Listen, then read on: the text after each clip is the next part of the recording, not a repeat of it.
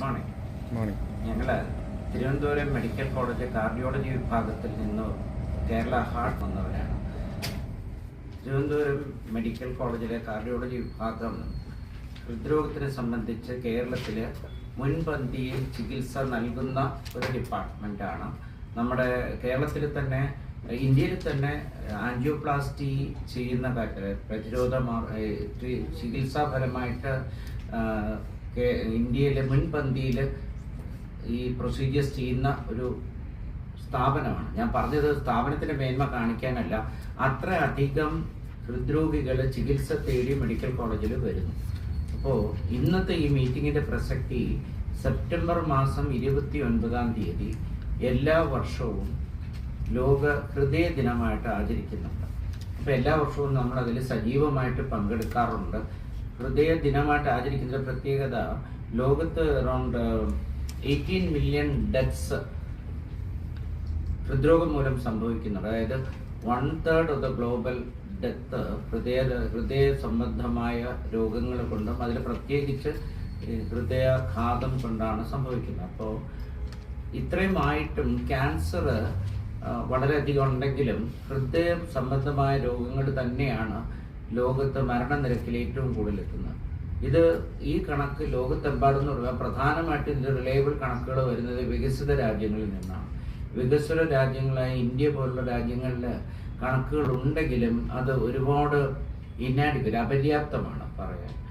എന്നാലും വികസ്വര രാജ്യങ്ങളാണ് അതിൽ 75% ഡെത്ത് കോൺട്രിബ്യൂട്ട് ചെയ്യുന്നതെന്നാണ് ഒരു അനുമാനം. അങ്ങനെ വരുമ്പോൾ ലോക ഹൃദയ ഫെഡറേഷൻ, വേൾഡ് ഹാർട്ട് ഫെഡറേഷൻ ഒരു തത്വം വെച്ചു. അതായത് ഈ ഹൃദ്രോഗങ്ങളെ എങ്ങനെയെങ്കിലും കുറച്ച് കൊണ്ടുവരണം, അറ്റ്ലീസ്റ്റ് 2030 വഴി ഹൃദയത്തിൻ്റെ പ്രശ്നങ്ങൾ മൂലം ഉണ്ടാകുന്ന മരണനിരക്ക് കുറയ്ക്കണം എന്നുള്ള ഉദ്ദേശത്തോടെ 2000 ആണ്ട് മുതൽ ഏതാണ്ട് 1999-2000 ആണ്ട് തുടങ്ങി ലോക ഹൃദയ ദിനം ആചരിക്കുന്നുണ്ട്. പ്രധാനമായിട്ടും ഹൃദ്രോഗങ്ങളെ പറ്റി ഒരു അവബോധനവും എങ്ങനെ അത് തടയാം എന്നുള്ളതും പബ്ലിക്കിലേക്ക് എത്തിക്കുക എന്നുള്ള ഉദ്ദേശത്തോടെയാണ് ഇത് തുടങ്ങിയിട്ടുള്ളത്. വികസിത രാജ്യങ്ങളിൽ പ്രതിരോധ നടപടികൾ വഴി ഹൃദയാഘാതത്തിൻ്റെ നിരക്ക് ഗണ്യമായിട്ട് കുറയ്ക്കാൻ സാധിച്ചിട്ടുണ്ട്. അപ്പോൾ ആ ഒരു ഉൾക്കാഴ്ച ഉള്ളിൽ വെച്ചുകൊണ്ട് വികസ്വര രാജ്യങ്ങൾക്കും അതേ നടപടികൾ സ്വീകരിച്ചാൽ അത് കുറയ്ക്കാൻ സാധിക്കുമെന്നും നമ്മുടെ മുമ്പിൽ എങ്ങനെ തടയാമെന്ന് ചോദിക്കുമ്പോൾ ഏറ്റവും കൂടുതൽ വളരെയധികം ചെലവ് വരുന്ന ചികിത്സാ പദ്ധതികളാണോ വേണ്ടത്? തീരെയല്ല, അങ്ങനെയല്ല. ലഘുവായ ജീവിതചര്യ വ്യത്യാസങ്ങളും നമ്മുടെ കോമൺ ആയിട്ട് എപ്പോഴും സാധാരണ പറയാറുള്ള രക്തസമ്മർദ്ദം, പ്രമേഹം, പുകവലി അല്ലെങ്കിൽ കൊഴുപ്പ്, ഇതെല്ലാം ടെസ്റ്റ് ചെയ്ത് കൺട്രോൾ ചെയ്ത് സിമ്പിൾ ആരോഗ്യ സുരക്ഷാ നടപടികൾ വഴി ഹൃദ്രോഗത്തിനെ 40 മുതൽ 50% അകറ്റി നിർത്താനാകും. പിന്നെ വരുന്ന കുറേയൊക്കെ ജനിതകമായിട്ടുള്ളത്, അത് നമുക്ക് ചിലപ്പോൾ ഒരുപക്ഷെ മോഡിഫൈ ചെയ്യാൻ പറ്റില്ലെങ്കിലും അവരെ നേരത്തെ തന്നെ പരിശോധനയ്ക്ക് വിധേയരാക്കി ക്രമമായിട്ട് രക്തസമ്മർദ്ദവും കൊളസ്ട്രോളും ഷുഗറും നിയന്ത്രിച്ചാൽ അവരെയും ഹൃദയാഘാതം തടയാനാവും. അപ്പോൾ ഇത് പറയാൻ കാര്യം, നമുക്ക് ഏറ്റവും കൂടുതൽ നമ്പർ ഉണ്ടെന്ന് ഞാൻ പറഞ്ഞതോടൊപ്പം ഒരു പ്രധാന കാര്യം, ചെറുപ്പക്കാർ 40 വയസ്സിന് താഴെ ഹൃദയാഘാതത്തിന് അടിമപ്പെട്ട് ഞങ്ങളിൽ ചികിത്സ തേടി എമർജൻസി ഡിപ്പാർട്ട്മെൻറ്റിൽ ഹാർട്ട് അറ്റാക്കായിട്ട് വന്ന് ആൻജിയോപ്ലാസ്റ്റിക്ക് വിധേയരാകുന്ന രോഗികൾ മുതൽ 15% വരെ നമ്മുടെ കോളേജിലുണ്ട്. നമ്മൾ ആലോചിച്ച് നോക്കണം. 40 വയസ്സെന്ന് പറഞ്ഞാൽ 25 വയസ്സുകാരനും 23 വയസ്സുകാരനുമുണ്ട്. 3 ആഴ്ച മുമ്പ് 23 വയസ്സുകാരനാണ് ഞാൻ ആൻജിയോപ്ലാസ്റ്റി ചെയ്തത്. 12 വയസ്സ് മുതൽ പുകവലി തുടങ്ങിയ അദ്ദേഹത്തിന് 23-ാം വയസ്സിൽ ഹാർട്ട് അറ്റാക്കായി.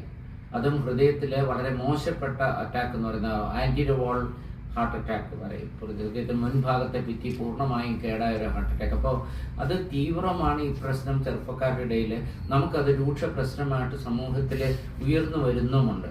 ഇത്രയധികം പുകയില വിരുദ്ധ സന്ദേശങ്ങൾ നമ്മുടെ സമൂഹത്തിൽ എത്തിച്ചിട്ടും നമ്മുടെ ഹൃദയാഘാത നിരക്ക് ചെറുപ്പക്കാരിൽ കൂടുതലായി വരുന്നു. വിദേശ രാജ്യങ്ങളെ സംബന്ധിച്ച് അവിടെ ഒരു 55 അല്ലെങ്കിൽ 60-65 വയസ്സിൽ വരുന്ന ഹൃദയാഘാതം 10 വർഷം മുന്നിലാണ് നമ്മുടെ രാജ്യത്ത് വരുന്നത്, നമ്മുടെ സംസ്ഥാനത്തിൽ വരുന്നത്. അതിൽ പലർക്കും ഇതിൻ്റെ ഭാരിച്ച ചെലവ് താങ്ങാനാകുന്നില്ല.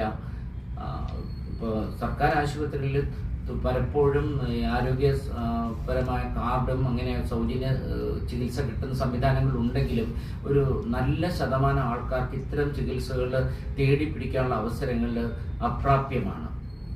അപ്പോൾ ഇതിൽ നമുക്ക് ചെയ്യാവുന്ന കാര്യം ഹൃദ്രോഗത്തിൻ്റെ തീവ്രത കുറയ്ക്കുക, അല്ലെങ്കിൽ അത് വരാതെ തടയുക. അപ്പോൾ അതിനുള്ള സന്ദേശം ചികിത്സയോടൊപ്പം നൽകുക.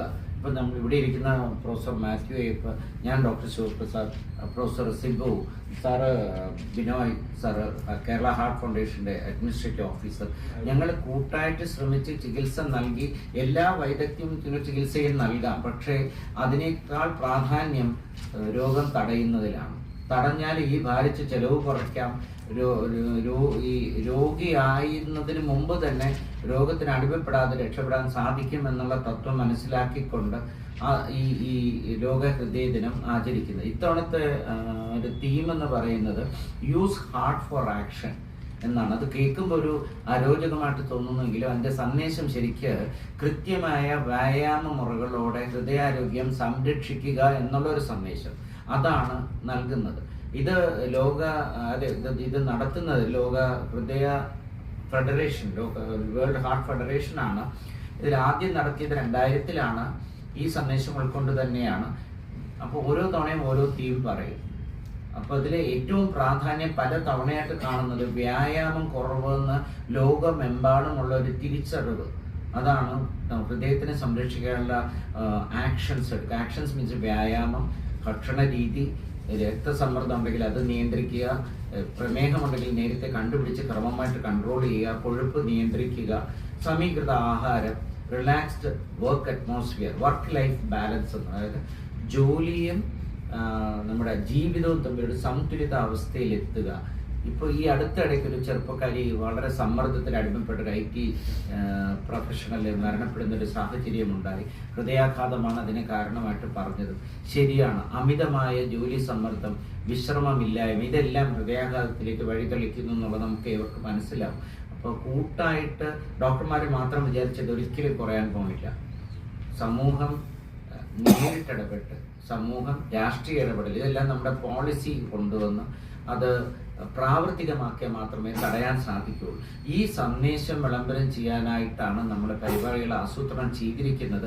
അതിനെക്കുറിച്ച് വിശദീകരിച്ച് ഡോക്ടർ മാത്യു അയ്യപ്പ സാറ് നിങ്ങളോട് സംസാരിക്കും.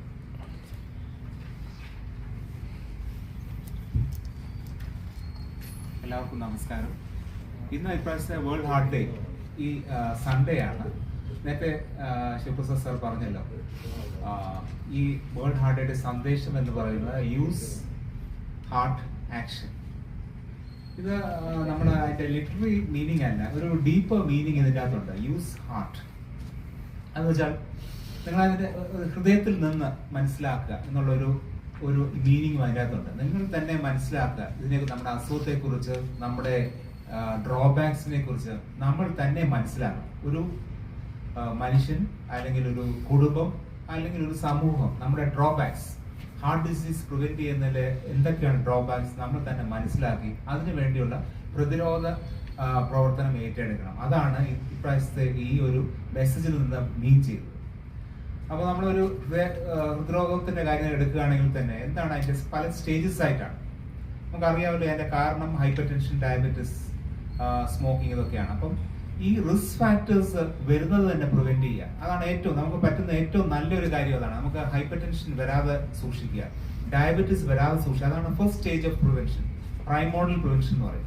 അപ്പൊ അതെങ്ങനെയാണ്, അതാണ് ഏറ്റവും ബെസ്റ്റ്, ഏറ്റവും ചെലവില്ലാത്ത ഒരു രീതി, പ്രൈമോർഡിയൽ പ്രിവെൻഷൻ. രണ്ടാമത്തെ ഘട്ടം എന്ന് പറഞ്ഞാൽ നമുക്ക് റിസ്ക് ഫാക്ടേഴ്സ് വന്നു കഴിഞ്ഞാൽ, hyper tension, diabetes, smoking, cholesterol, ഇതൊക്കെ വന്നു കഴിഞ്ഞാൽ അത് ഏർലി ആയിട്ട് കണ്ടുപിടിച്ച് അതിനെ ചികിത്സിക്കുക, അതിനെ കൺട്രോൾ ചെയ്യുക. അതാണ് രണ്ടാമത്തെ സ്റ്റേജ്. മൂന്നാമത്തെ സ്റ്റേജ് എന്ന് പറഞ്ഞു കഴിഞ്ഞാൽ ഈ റിസ്ക് ഫാക്ടേഴ്സ് കാരണം നമുക്ക് രോഗം വന്നു, ഹൃദ്രോഗം വന്നു, അത് നമ്മൾ ആദ്യം തന്നെ നമ്മൾ തന്നെ കണ്ടുപിടിക്കണം. രോഗി തന്നെ ഇങ്ങനെ ഒരു മനസ്സിലാക്കിയാൽ അത് ഡോക്ടറുടെ അടുത്ത് പോകത്തുള്ളൂ, അല്ലെങ്കിൽ അത് വെച്ചുകൊണ്ടിരിക്കും, ഗ്യാസ് ആണെന്ന് പോലെ പറഞ്ഞ് വെച്ചുകൊണ്ടിരിക്കും. അപ്പോൾ ഒരു ബോധം വരിക, എനിക്ക് അസുഖം ഉണ്ടെന്നൊരു തോന്നൽ വരിക, എന്നാലേ ഏർലി ആയിട്ട് ഹോസ്പിറ്റലിൽ പോകത്തുള്ളൂ. അതാണ് മൂന്നാമത്തെ സ്റ്റേജ്. അത് നേരത്തെ പോകാൻ ഒരു പ്രചോദനം കിട്ടണം. നാലാമത്തത് അതിന്റെ ട്രീറ്റ്മെന്റ് കഴിഞ്ഞാൽ അതിനുള്ള പ്രോപ്പർ ട്രീറ്റ്മെന്റ് കിട്ടുക. ഈ പറഞ്ഞ 4 സ്റ്റേജ് ആണ് ട്രീറ്റ്മെന്റിന്റെ പ്രിവെൻഷന്റെ ഏറ്റവും ഇമ്പോർട്ടന്റ് ആയിട്ടുള്ളത്. അതിനകത്ത് രണ്ടാമത്തെ നാലാമത്തെ നമ്മൾ റിസ്ക് ഫാക്ടർ ട്രീറ്റ്മെന്റും ഹാർട്ട് അറ്റാക്ക് വന്നു കഴിഞ്ഞാലുള്ള ട്രീറ്റ്മെന്റും നമ്മുടെ ഗവൺമെന്റിന്റെ സൈഡിൽ നിന്ന് ഏറ്റവും ഭംഗിയായിട്ട് ചെയ്യുന്നതാണ്. നമ്മൾ പറയുകയാണെങ്കിൽ family health centres, primary health സെന്റേഴ്സിലെല്ലാം ഇന്ന് ആശാ വർക്കേഴ്സ് വീടുകളിലോട് ചെന്ന് ആ വീട്ടിലുള്ള ഹൈപ്പർ ടെൻസീവ്സിന്റെയും ഡയബറ്റീസിന്റെയും കണക്കെടുക്കുകയും അവർക്കെല്ലാം പ്രോപ്പർ ട്രീറ്റ്മെന്റ് ഉണ്ടോ എന്ന് നോക്കി. ഇന്ന് അതിനൊരു ആപ്പ് പോലും ഉണ്ട്, ശൈലി ആപ്പ്. നമ്മുടെ പോപ്പുലേഷൻ ഓൾമോസ്റ്റ് 80-90% കവേർഡ് ആണ്, റൂറൽ പോപ്പുലേഷൻ, ഏർബൻ ഇല്ലെങ്കിലും. അപ്പൊ ആ ഒരു ഏരിയ നല്ലപോലെ നമ്മൾ കേരള ഗവൺമെന്റ് അത് ചെയ്യുന്നുണ്ട്. നാലാമത്തെ കാര്യം ട്രീറ്റ്മെന്റ് ഓഫ് ഹാർട്ട് ഡിസീസ്. ഒരു പേഷ്യന്റ് ഹോസ്പിറ്റലിൽ വന്നു കഴിഞ്ഞാൽ വളരെ നല്ല ട്രീറ്റ്മെന്റ് ആണ് ഇന്ന് ഗവൺമെന്റ് സെറ്റപ്പിലുള്ളത്. എല്ലാ ഡിസ്ട്രിക്ട് ഹോസ്പിറ്റൽസിലും, മിക്ക ഡിസ്ട്രിക്ട് ഹോസ്പിറ്റലും മെഡിക്കൽ കോളേജിലും കാത്ത് ലാബ് ഉണ്ട്. ആൻജിയോഗ്രാം, ആൻജിയോപ്ലാസ്റ്റി മുതൽ എല്ലാ ചികിത്സാ രീതികളും ഇന്നുണ്ട്. അപ്പൊ ഇതിനുള്ള ഗ്യാപ്പ് ഏരിയാസ് എന്ന് പറഞ്ഞ് ഒന്ന് പ്രൈമോഡിയൽ പ്രിവെൻഷൻ, ഹൈപ്പർ ടെൻഷനും ഡയബറ്റീസും വരാതിരിക്കാൻ സൂക്ഷിക്കുക. അപ്പം അങ്ങനെ അതിനകത്തുള്ള എക്സസൈസ് കൂടുതലായിട്ട് ചെയ്യുക, അതുപോലെ ഭക്ഷണ രീതികൾ സൂക്ഷിക്കുക, ഇതൊക്കെ എംഫസൈസ് ചെയ്യുക. ഇതൊക്കെയാണ് നമ്മുടെ വേൾഡ് ഹാർട്ട് ഡേയിൽ ഒരു ഇമ്പോർട്ടന്റ് ആയിട്ടുള്ള ഒരു മെസ്സേജ് നമ്മൾ കൊടുക്കാൻ ഉദ്ദേശിക്കുന്നത്. നേരത്തെ ഞാൻ പറഞ്ഞ മൂന്നാമത്തെ ഘട്ടം, രോഗം വന്നു എന്ന് പേഷ്യന്റ് തന്നെ മനസ്സിലാകണം. നെഞ്ചുവേദന വന്നു കഴിഞ്ഞാൽ ഹൃദ്രോഗമാണ്, ഒരു സാധ്യതയുണ്ട്, ഈ ഒരു ബോധം വരുത്തുക. അതും ഈ വേൾഡ് ഹാർട്ട് ഡേയുടെ ഒരു പ്രധാനപ്പെട്ട ഒരു കാര്യമാണ്. അതാണ് യൂസ് ഹാർട്ട്, നമ്മുടെ ഹൃദയം മനസ്സിലാക്കുക ഇങ്ങനെ ഈ പ്രശ്നങ്ങളെ കുറിച്ച്, എന്നിട്ട് അതിനകത്തുള്ള ആക്ഷൻ എടുക്കുക. അതാണ് ഈ വേൾഡ് ഹാർട്ട് ഡേയുടെ ഒരു തീമിന്റെ പ്രധാനപ്പെട്ട ഒരു കാര്യം. അപ്പോൾ ഈ സൺഡേ ഞങ്ങൾ ചെയ്യാൻ ഉദ്ദേശിക്കുന്ന കാര്യത്തെ കുറിച്ച്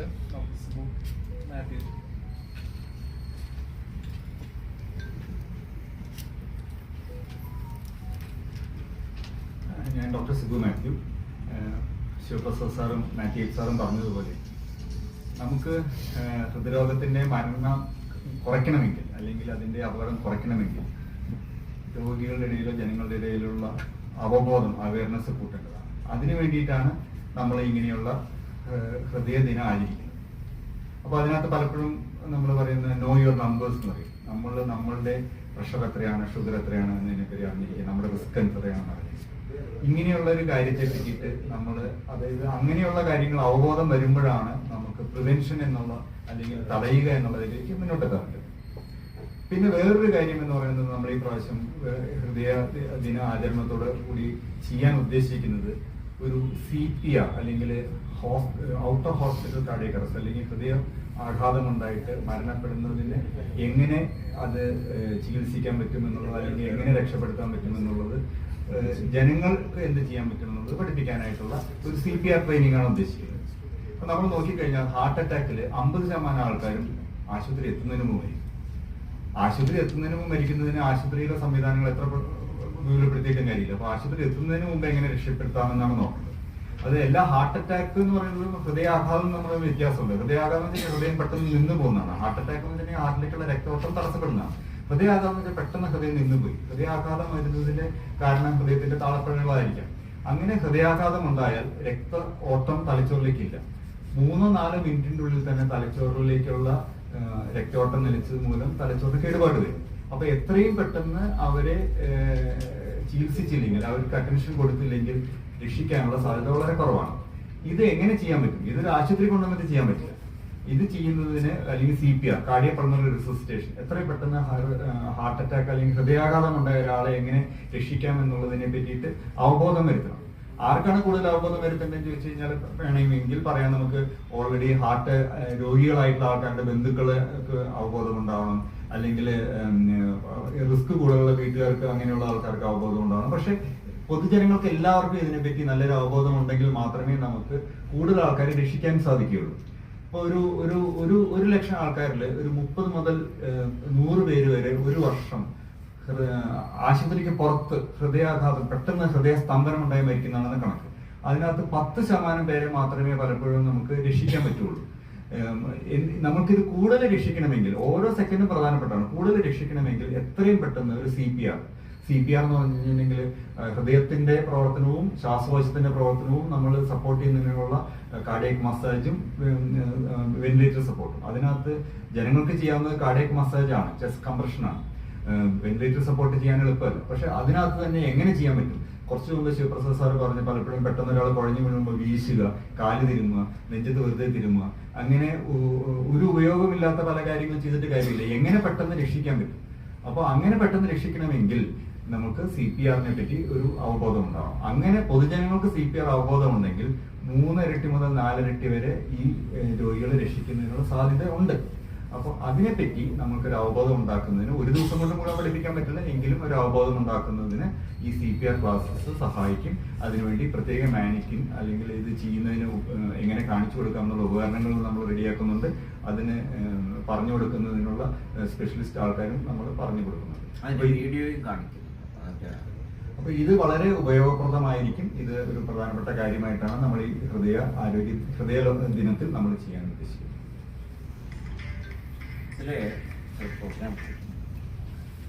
രാവിലെ 6-6:30 മണിക്ക് മ്യൂസിയത്തെ ഞങ്ങളുടെ സ്റ്റുഡൻസ് നടത്തുന്ന ഒരു ഫ്ലാഷ് മോബ് ഉണ്ട്. അത് പ്രധാനമായിട്ടും ഹൃദയാരോഗ്യ സംരക്ഷണ സന്ദേശം വിളംബരം ചെയ്യുന്ന ഒരു ഫ്ലാഷ് മോബാണ്.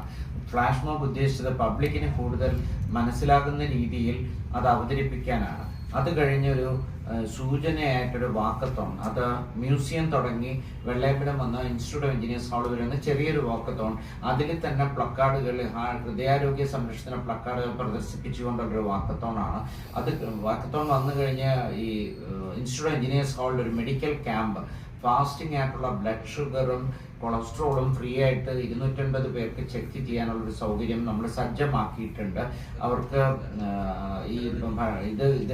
ഈ പരിശോധന നടത്തുന്നതോടൊപ്പം റിസൾട്ട് 11:30 മണിക്ക് 11:30-12 മണിക്കിടയ്ക്കായിട്ട് റിസൾട്ട് വിതരണവും നടത്തും അന്ന് തന്നെ. സാധാരണ പലരും വന്ന ക്യാമ്പുകളിൽ പങ്കെടുക്കും. റിസൾട്ട് ചിലപ്പോൾ ഞങ്ങളുടെ കയ്യിൽ കട്ടക്കിരിപ്പുണ്ട്, ഇങ്ങനെ കളക്ട് ചെയ്യാൻ അവർ വരാറില്ല. ഫോൺ നമ്പർ വിളിച്ച് ചില വാട്സപ്പ് മെസ്സേജുകൾ അയക്കുമ്പോൾ അത് റിസീവ് ചെയ്യപ്പെടാറുമില്ല. അത്ര ഒരു അവബോധം അവിടെ കുറവായതുകൊണ്ട് ഞങ്ങൾ വിചാരിക്കും ഇത്തവണ ഉടനെ തന്നെ റിസൾട്ട് എടുക്കുന്ന ഒരു സംവിധാനം, കുറച്ച് ചിലവേറിയതാണെങ്കിൽ നമ്മൾ സ്ക്രിപ്റ്റ്സ് വാങ്ങിച്ച് ഉടനെ തന്നെ കൊടുക്കാനുള്ള ഒരു സംവിധാനം ഒരുക്കിയിട്ടുണ്ട്. ഈ സമയത്ത്, ഈ വെയിറ്റ് ചെയ്യുന്ന സമയത്ത് ഇവർക്ക് ഹൃദയാരോഗ്യ സംരക്ഷണത്തിനെ പറ്റി, കൊളസ്ട്രോളിനെ പറ്റി, ഹൈപ്പർ ടെൻഷൻ, രക്തസമ്മർദ്ദം, പ്രമേഹ രോഗം, അതുപോലെ ഈ അമിത വ്യായാമമില്ലായ്മ, അമിതമായുള്ള മദ്യപാനശീലം കൊണ്ടുണ്ടാവുന്ന ദോഷങ്ങൾ, ഇതിനെക്കുറിച്ചൊക്കെ വിദഗ്ധർ ക്ലാസ് എടുക്കുന്നുണ്ട്. മലയാളത്തിലാണ് സ്ലൈഡ് വെച്ച്, മീഡിയ വെച്ച് ഒരു LED സ്ക്രീനിൽ പ്രൊജക്ട് ചെയ്ത് പഠിപ്പിക്കാൻ സെമിനാർ പോലെ നടത്തുന്നു. അതോടൊപ്പം തന്നെ 2 സ്റ്റേഷൻസ്, 2-3 സ്റ്റേഷൻസ് ഇപ്പൊ പറഞ്ഞ പോലെ എക്സ്റ്റേണൽ കാർഡിയക് മസാജ്, ഹൃദയ സ്തംഭനം നമ്മുടെ തൊട്ട് മുമ്പിൽ നമ്മൾ പലപ്പോഴും വാർത്തകൾ കാണാറുണ്ട്. റെയിൽവേ സ്റ്റേഷൻ കുഴഞ്ഞു വീണ് മരിച്ചു, അല്ലെ ബസ് സ്റ്റാൻഡിൽ കുഴഞ്ഞു വീണ് മരിച്ചു, സിനിമ കണ്ടുകൊണ്ടിരിക്കുമ്പോൾ അവിടെ മരിച്ചു. ഈ പലപ്പോഴും സംഭവിക്കുന്ന ഒരുപാട് പേര് കൂടി നിൽക്കും. ചിലപ്പോൾ സാറ് പറഞ്ഞ മാതിരി കാല് തിരുമ്മി കൊടുക്കും, അല്ലെ വീശി കൊടുക്കും. അതൊന്നും ഒരു രീതിയിലും ഹൃദയത്തിന്റെ പ്രവർത്തനം തിരിച്ച് കിട്ടുന്നില്ല. ഹൃദയം എന്ന് പറയുമ്പോൾ നമ്മുടെ ശരീരത്തിലെ രക്തചംക്രമണം നിയന്ത്രിക്കുന്ന ഏക അവയവം. അത് രക്തചംക്രമണം നിൽക്കുമ്പോഴാണ് ഹൃദയസ്തംഭനം വരുന്നത്. അപ്പൊ അതിന് ചെയ്യാവുന്നത് ഒന്നുകിൽ ഹൃദയം വെളിയിലെടുത്ത് നമ്മൾ തന്നെ പമ്പ് ചെയ്ത് കൊടുക്കുക. ഇറ്റ് ഈസ് നോട്ട് പോസിബിൾ, അല്ലേ? ഒരു ഓപ്പറേഷൻ തിയേറ്ററിൽ ഞങ്ങൾ ചെയ്യാറുണ്ട്. ഹൃദയം നിന്ന് പോകുമ്പോൾ we can do it with our hand. പക്ഷെ വെളിയിലുള്ളപ്പോൾ അത് ചെയ്യാൻ പറ്റില്ല. അത് ചെയ്യുന്നത് നമ്മുടെ നെഞ്ചിൻ കൂടിൽ ക്രമമായ ഒരു സമ്മർദ്ദം ചെലുത്തി അതിനൊരു താളവും ഒരു റേറ്റുമുണ്ട്. ആ രീതിയിൽ കൊടുക്കുക. അങ്ങനെ കൊടുക്കുമ്പോൾ ചെറിയ അപകടങ്ങളുണ്ട്. ചെറിയ എല്ലുകളൊക്കെ പൊട്ടാമോ, പക്ഷെ അവിടെ ചെറിയ ഫ്രാക്ചർ അല്ല പ്രധാനം.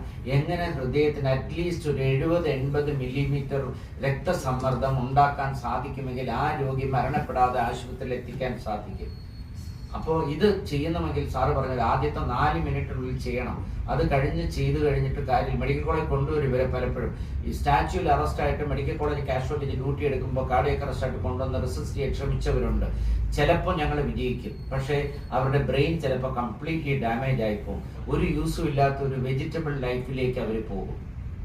ജീവനുണ്ട്, ആർക്കും നമ്മുടെ നിയമം അവര് അങ്ങനെ തന്നെ സംരക്ഷിക്കണം എന്നുള്ളതാണ് ഇപ്പോഴുള്ളത്. പക്ഷെ അതിനേക്കാൾ ഏറ്റവും ഫലപ്രദമായിട്ട് വിദേശരായി കണ്ടുള്ള ആർക്കും ഒരു ABCD എന്നൊരു വാക്ക് ഒരു ന്യൂമോണിയം ഓർത്താൽ anybody can dye one more thing at any place. അപ്പൊ അറ്റ് എനി പ്ലേസ് അവിടെ ഒരു കാർഡിയോളജിസ്റ്റ് അടുത്ത് കാണണമെന്നില്ല. പക്ഷെ ആർക്ക് വേണോ ഹൃദയത്തിന്റെ പ്രവർത്തനത്തിനെ പുനരുജ്ജീവിപ്പിക്കാൻ സാധിച്ചാൽ ആ മനുഷ്യനാണ് ആ വ്യക്തിയെ സംബന്ധിച്ച് ദൈവം. അത് ചെയ്യാൻ സാധിക്കും. ആദ്യത്തെ മിനിറ്റുകൾക്കുള്ളിൽ തന്നെ പെട്ടെന്ന് കാർഡിയക് അറസ്റ്റിലാണ് രോഗിയെന്ന് പ്രധാനമായിട്ടും നമുക്ക് പൾസ് പിടിച്ച് നോക്കിയാൽ തന്നെ അറിയാൻ പലപ്പോഴും കഴുത്തിലെ ഞരമ്പ് നോക്കിയാൽ അറിയാം, നമ്മൾ സിനിമകളിലൊക്കെ പലപ്പോഴും കണ്ടിട്ടുണ്ട്, അല്ലെങ്കിൽ ശ്വാസഗതി ഉണ്ടോ എന്ന് മൂക്കിൽ വെച്ചു. ഇതൊന്നും ഇല്ലാന്നുണ്ടെങ്കിൽ എക്സ്റ്റേണൽ കാർഡിയക് മസാജ് കൊടുത്താൽ തന്നെ ഏതാണ്ട് 60% ഹൃദയ സ്തംഭനം വന്നവരെയും റിവൈവ് ചെയ്യാൻ പറ്റും. അതിൽ മറ്റൊരു പ്രത്യേകത, ചെറിയൊരു രക്തങ്ങളുടെ അടവ് മാത്രമായിരിക്കും മരണത്തിലേക്ക് വഴിതെളിച്ച് ആ സംഭവം ഉണ്ടാക്കുന്നത്. തിരിച്ച് നമ്മൾ റെസിസ്റ്റേറ്റ് ചെയ്ത് കഴിഞ്ഞാൽ ആൻജിയോഗ്രാം എടുക്കുമ്പോൾ നിസ്സാരമായൊരു ഹൃദയ ധമനിയുടെ ബ്ലോക്ക് ആയിരിക്കണം മരണകാരണം. അതേസമയം അതിനേക്കാൾ ബ്ലോക്കുള്ള വ്യക്തി നടന്നു പോകുന്നുണ്ടാവും. പക്ഷെ അത് ആർക്ക് വേണോ എവിടെ വേണോ സംഭവിക്കാമെന്നുള്ളത് കൊണ്ട് എല്ലാവരും ഇതിനെക്കുറിച്ച് അവബോധവും ട്രെയിനിങ്ങും കൊടുക്കുക എന്നുള്ള ഉദ്ദേശത്തോടെ ഞങ്ങൾ പ്രത്യേകമായിട്ട് ചില ഫാർമ കമ്പനീസിന്റെ സഹകരണത്തോടെ ഈ മാനിക്യൂൽസ് സംഘടിച്ചിട്ടുണ്ട്. അത് കൊടുക്കാനും അത് ഡെമോൺസ്ട്രേറ്റ് ചെയ്യാനും അതിനെക്കുറിച്ച് ലഘുവായ ചില ക്ലാസ്സുകൾ എടുത്തു കൊടുക്കാനും ഉദ്ദേശിക്കുന്നു. പ്രധാനമായിട്ടും അതൊരു പ്രചരിപ്പിക്കുക. അപ്പോൾ അറസ്റ്റ് വന്നു കഴിഞ്ഞാൽ അവരെ നോക്കി നിൽക്കുന്നില്ല, എല്ലാവരും കൂട്ടം കൂട്ടി നിൽക്കുക. അത് തന്നെ ഒരു അപകടമാണ്. കാരണം ഓക്സിജൻ വേണ്ടത്ര രീതിയിൽ കിട്ടില്ല, ഇത്രയെങ്കിലും ശ്വാസമുള്ളവർക്ക് വേണ്ടത്ര ഓക്സിജൻ കിട്ടില്ല. അപ്പോൾ അതേസമയം ഇതിന് ഏർപ്പെട്ട് കഴിഞ്ഞാൽ അത് രോഗിയെ തിരിച്ച് ജീവിതത്തിലേക്ക് കൊണ്ടുപോകാം. ഞങ്ങൾ പറയുന്നത് റിട്ടേൺ ഓഫ് സ്പോണ്ടേനിയസ് സർക്കുലേഷൻ എന്ന് പറയും, ROSC. റിട്ടേൺ ഓഫ് സ്പോണ്ടേനിയസ് സർക്കുലേഷന് സഹായിക്കുന്ന നടപടിയാണ് എക്സ്റ്റേണൽ കാർഡിയക് മസാജ്. അത് തുടങ്ങി ചിലപ്പോൾ ആശുപത്രി വരെ നീട്ടേണ്ടി വരും, വണ്ടിയിലും അത് ചെയ്യേണ്ടി വരും. അങ്ങനെ ചെയ്യാനും പിന്നെ മനുഷ്യനല്ലാതെ കൃത്രിമമായിട്ട് കൊടുക്കാവുന്ന ഒരു ഉപകരണത്തിന്റെ ഡെമോൺസ്ട്രേഷനും ഞങ്ങൾ കാണിക്കുന്നുണ്ട്. നമ്മുടെ ICUയിൽ അതുണ്ട്, അത് ഉപയോഗപ്രദമാക്കുന്നുണ്ട്, അതിനെയും ഒന്ന് ഡെമോൺസ്ട്രേറ്റ് ചെയ്യുന്നുണ്ട്. പ്രധാനമായിട്ടും ഇത് വന്നിട്ട് ചെയ്യാനായിട്ടുള്ള ഉദ്ദേശം നമ്മൾ ചെയ്യുന്ന വെച്ചാൽ ഈ സ്റ്റേജിൽ പ്രിവെൻഷൻ മാത്രം സ്ട്രെസ് ചെയ്ത് മുന്നോട്ട് പോകാൻ പറ്റില്ല. കാരണം നമ്മുടെ രാജ്യത്ത് ഏറ്റവും അധികം ഹൃദ്രോഗികളുള്ള സംസ്ഥാനമാണ് കേരളം. അപ്പൊ ഇവിടെ ഹൃദയാഘാതം, ഹൃദയസ്തംഭനം, ഹാർട്ട് അറ്റാക്ക് മൂലം ദുരിതം അനുഭവിക്കുന്നവരുടെ എണ്ണം എന്തായാലും ഇതോടൊപ്പം ഒരുപാട് പേരുണ്ട്. ഇതിന് ചികിത്സ വിദഗ്ധമായി നൽകുന്നതോടൊപ്പം ഹൃദയാഘാതം വരാതെ തടയുക, അതായത് പ്രൈമറി പ്രിവെൻഷൻ, പ്രൈമോഡിയൽ പ്രിവെൻഷൻ, രോഗമേ വരാത്ത, ഹൈപ്പർ ടെൻഷനെ വരാത്ത രീതിയിൽ അത് ലഘുവായിട്ട് നമുക്ക് എല്ലാവർക്കും, നമ്മളെല്ലാവരും ചെറുപ്പക്കാർ, നമുക്കറിയാം അമിതമായിട്ട് ഉപ്പ് കഴിക്കുന്ന ശീലമുണ്ട്, അത് കുറച്ചാൽ പ്രഷർ കുറെ നിയന്ത്രിക്കാൻ സാധിക്കും. പുകവലി ശീലം പാടെ ഉപേക്ഷിച്ച് ചെറുപ്പത്തിലെ അത് ശീലിക്കാതിരുന്നാൽ ഒരു പക്ഷേ പുകവലി ജന്യമായ ഹൃദ്രോഗങ്ങളെ നമുക്ക് തടയാൻ സാധിക്കും. ഡയബറ്റിസ് വരാൻ സാധ്യതയുള്ള വ്യക്തി ക്രമമായിട്ട് രക്തം പരിശോധിച്ച് ഷുഗർ ഉണ്ടോ എന്ന് മനസ്സിലാക്കിക്കൊണ്ടിരുന്ന അവർക്ക് നേരത്തെ കണ്ടുപിടിക്കാനാവും, നേരത്തെ ചികിത്സ തുടങ്ങാനാവും. നമുക്കുണ്ടാകാവുന്ന ഡയബറ്റിസ് ബന്ധമായ കോംപ്ലിക്കേഷൻസ് ഒരു 10-15 വർഷം അങ്ങോട്ടേക്ക് തള്ളാൻ സാധിക്കും. അപ്പോൾ നമ്മുടെ യൂസ്ഫുൾ ലൈഫ് സമയത്ത് ഫാമിലിക്ക്, സമൂഹത്തിന് പ്രയോജനപരമായി ജീവിക്കാൻ സാധിക്കും, രോഗിയായിട്ടല്ലാതെ. അതാണ് നേരത്തെ കണ്ടുപിടിക്കുക, പ്രൈമോഡിയൽ പ്രിവെൻഷൻ, പ്രൈമറി പ്രിവെൻഷൻ കൊണ്ട് ഉദ്ദേശിക്കുന്നത്. അത് ഇപ്പോഴും നമുക്ക് എല്ലാവർക്കും അറിയാം, നമ്മളെല്ലാവരും വിദ്യാസമ്പന്നരാണ്, അറിയാമെങ്കിലും വരുമ്പോൾ കാണാം എന്നുള്ളൊരു ആറ്റിറ്റ്യൂഡ് നമുക്കുണ്ട്. അത് തെറ്റാണ്.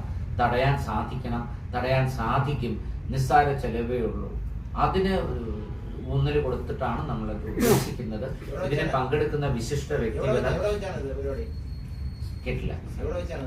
ഇത് ഇൻസ്റ്റിറ്റ്യൂട്ട് ഓഫ് എഞ്ചിനീയേഴ്സ് ഹാളിലാണ് ക്യാമ്പും സെമിനാറും നടത്തുന്നത്. 7 മണി മുതലുണ്ട്. 10:30 മണിക്ക് ബഹുമാനപ്പെട്ട മന്ത്രി, ആരോഗ്യവകുപ്പ് മന്ത്രി വീണ ജോർജ് മാഡം വരാമെന്ന് ഏറ്റിട്ടുണ്ട്. ശ്രീ ശിവൻകുട്ടി സാറും വരാമെന്ന് പറഞ്ഞിട്ടുണ്ട്. നമ്മുടെ ബഹുമാനപ്പെട്ട കടകംപള്ളി സുരേന്ദ്രൻ MLA അവർ അധ്യക്ഷം വഹിക്കുന്നു. പ്രിൻസിപ്പൽ ലിനറ്റ് മാഡം, പിന്നെ നമ്മുടെ സൂപ്രണ്ട് സുനിൽകുമാർ സാർ, ഇതിനെല്ലാം ആശംസാ പ്രസംഗങ്ങളും ചർച്ചകൾക്ക് നേതൃത്വവും നൽകുന്നു. ഞങ്ങളെല്ലാവരും ഉണ്ടാവും, ഹോൾ ഡിപ്പാർട്ട്മെന്റ് ഉണ്ടാവും. അത്യാവശ്യം ഡ്യൂട്ടിക്കുള്ളവർ മാത്രമായിരിക്കും ആശുപത്രിയിൽ. 10:30 മണിയോടെ ഈ മെഡിക്കൽ ക്യാമ്പ് കഴിയും. അതിനുശേഷം റിസൾട്ട് വിതരണവും അതാണ് നമ്മൾ ഉദ്ദേശിക്കുന്നത്. ഞങ്ങളുടെ ഒരു പ്രചോദനം കഴിഞ്ഞ നമ്മളിപ്പോൾ 2004 മുതൽ ഇത് നടത്തുന്നുണ്ട്. കേരള ഹാർട്ട് ഫൗണ്ടേഷൻ നിലവിൽ ഇത്തരം പ്രതിരോധ പ്രവർത്തനങ്ങൾ ഊന്നൽ നൽകിയാണ് കേരള ഹാർട്ട് ഫൗണ്ടേഷൻ വന്നത്. ഹാർട്ട് ഫൗണ്ടേഷൻ പ്രശസ്തമായ രീതിയിൽ ക്യാമ്പുകൾ നടത്തുന്നുണ്ട്. ക്യാമ്പുകൾ നടത്തുന്നതോടൊപ്പം കമ്മ്യൂണിറ്റി സർവേ നടത്തിയിരുന്നു. അതായത് ഹൃദയമിടിപ്പിന്റെ വ്യത്യാസമായ എട്രിയൽ ഫിബ്രിലേഷൻ എന്ന് പറഞ്ഞാൽ ഹൃദയമിടിപ്പ് വ്യത്യാസം വരുന്ന ഒരെണ്ണം, അതുപോലെ ഹാർട്ട് ഫെയിലിയർ, ഹൃദയത്തിന്റെ മസിലുകൾക്ക് വരുന്ന മന്ദത കൊണ്ടുവരുന്ന പമ്പിംഗ് ശക്തി കുറവ്, അതിനെക്കുറിച്ചുള്ള പഠനങ്ങൾ നടത്തി അതിന് നാഷണൽ ലെവലിൽ ഞങ്ങൾക്ക് കേരള ഹാർട്ട് ഫൗണ്ടേഷൻ അവാർഡും കിട്ടിയിട്ടുണ്ട്. അതിൻ്റെ ഫോളോ അപ്പ് 2022 അവാർഡുകൾ കിട്ടിയത്. അതിൻ്റെ തുടർ പ്രവർത്തനം നടന്നുകൊണ്ടിരിക്കുന്നു. അതിൻ്റെ ഫോളോ അപ്പ് പുതിയ പ്രോജക്റ്റ് നമ്മൾ എടുക്കുന്നുണ്ട്. ഇതാണ് പ്രധാനമായിട്ട് ഹാർട്ട് ഫൗണ്ടേഷൻ്റെ പ്രിവെൻറ്റീവ് വർക്ക് എടുത്തത്. മാത്രമല്ല മെഡിക്കൽ കോളേജിലെ ഒരുപാട് സേവനങ്ങൾ ഹാർട്ട് ഫൗണ്ടേഷൻ മുഖേന നടന്നു വരുന്നു. 1 കാത്ത് ലാബ്, 2 TMT എന്ന് പറഞ്ഞ എക്സസൈസ് സ്ട്രെസ് ടെസ്റ്റ്, നേരത്തെ ഹൃദ്രോഗം കണ്ടുപിടിക്കുന്ന ടെസ്റ്റ്, ഹോൾട്ടർ പരിശോധന, 24 മണിക്കൂറുള്ള ECG പരിശോധന, എക്കോ പരിശോധനയുടെ ഒരു പ്രധാന ഭാഗം വഹിക്കുന്നത് ഹാർട്ട് ഫൗണ്ടേഷനാണ്. അപ്പോൾ ഇത്തരം സേവന മേഖലകളിലും ഹാർട്ട് ഫൗണ്ടേഷൻ വർക്ക് ചെയ്യുന്നുണ്ട്. അത് വോളണ്ടറി ഗവൺമെൻറ് ഓർഗനൈസേഷനാണ്. അതിൽ പ്രധാനമായിട്ടും ഹൃദ്രോഗം തടയാൻ ഉദ്ദേശിച്ചിട്ടുള്ള വിപുലമായ രീതിയിൽ ആവിഷ്കരിച്ചതാണ്. സാമ്പത്തിക മാന്ദ്യം കാരണം അത്രയധികം ഡെവലപ്മെന്റ് ആയിട്ടില്ല. പുതിയ ബിൽഡിംഗ്, പ്രത്യേകിച്ച് ഒരു ഇൻസ്റ്റിറ്റ്യൂട്ട്, ഇങ്ങനെയൊക്കെയാണ് ആദ്യം വിഭാവനം ചെയ്തിരുന്നത്. പക്ഷെ സാമ്പത്തികമായിട്ടുള്ള ഞെരുക്കം വന്നപ്പോൾ അതിന് കുറച്ചൊരു ഇത് വന്നു. എങ്കിലും വളരെ സ്തുത്യർഹമായ രീതിയിൽ പൊതുജനങ്ങൾക്ക് ഉപകാരപ്രദമായിട്ട് സേവനങ്ങൾ നൽകി വരികയാണ് ഇപ്പോഴും.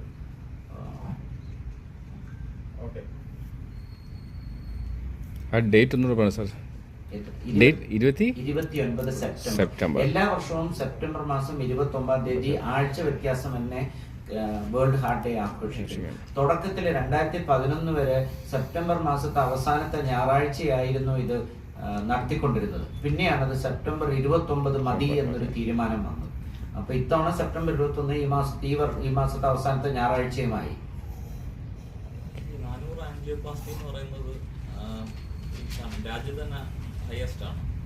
രാജ്യത്തിലെ നമ്മുടെ ആദ്യത്തെ ഇന്ത്യയിലെ 5ാമത്തെ ഇൻസ്റ്റിറ്റ്യൂട്ടാണ് ഏറ്റവും അധികം ആൻജിയോപ്ലാസ്റ്റി ചെയ്തതിൽ. പ്രൈമറി എന്ന് പറയുന്നത് അത്യാഹിതം ആയിട്ട് ഹാർട്ട് അറ്റാക്ക് വരുന്നവർക്ക് ആൻജിയോപ്ലാസ്റ്റിയിൽ കേരളം 2ാമത്, നമ്മുടെ ഇൻസ്റ്റിറ്റ്യൂട്ട് 2ാമതായിരുന്നു ഇന്ത്യയിൽ. 2023.